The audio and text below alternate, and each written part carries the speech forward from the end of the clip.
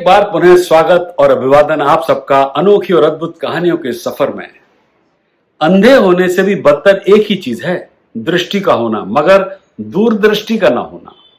एक सुबह सवेरे सड़क किनारे एक अंधा बच्चा भीख मांग रहा था। उसके पास एक कार्डबोर्ड पर लिखा हुआ था, मैं अंधा हूं, पैसे से मेरी मदद करो।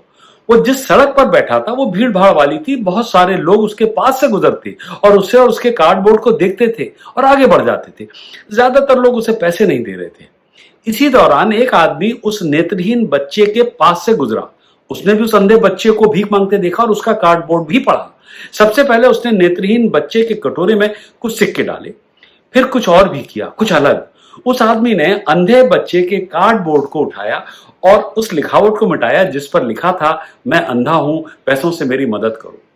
उसके स्थान पर उसने वहां कुछ और लिखा और अपने रास्ते चला गया। वहां से गुजर रहे लोगों ने उस कार्डबोर्ड को पढ़कर नेत्रहीन बच्चे को पैसा देना शुरू कर दिया। भिखारी बच्चा हैरान था। वो ये तो जानता था कि कोई पहले आया था।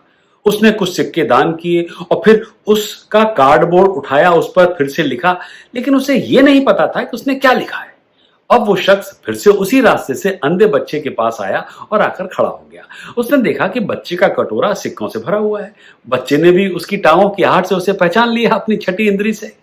सिक्कों का भरा कटोरा हाथ में लिए उस नेत्रहीन बच्चे ने उस सज्जन से पूछा कि आखिर उसने ऐसा क्या लिखा है कि लोग उसे सिक्के दान करने लगे। उसने उत्तर दिया, ज्यादा कुछ नहीं बेटा, तुम्हारा नेत्रहीन होना मैंने दूसरे ढंग से दर्शाया है। मैंने लिखा है, आज कितना खूबसूरत दिन है, लेकिन मैं देख नहीं सकता, मैं अंधा हूं। कहानी खत्म।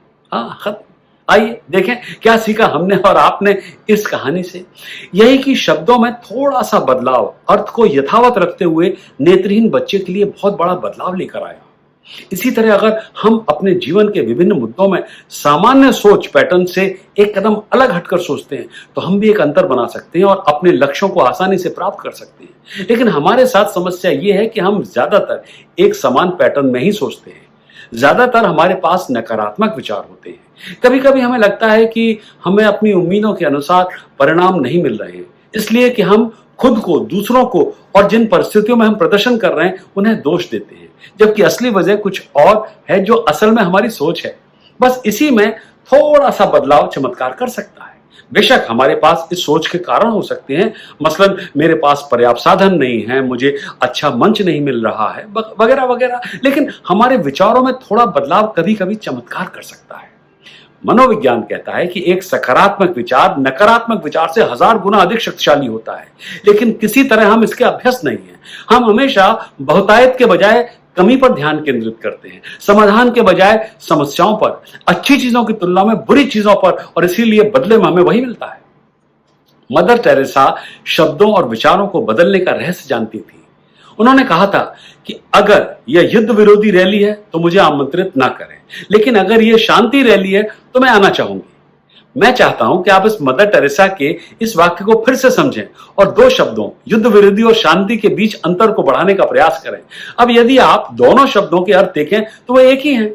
जैसे युद्ध विरोधी का अर्थ है कोई युद्ध नहीं, और कोई युद्ध का अर्थ है कोई युद्ध नहीं का अर्थ है शांति।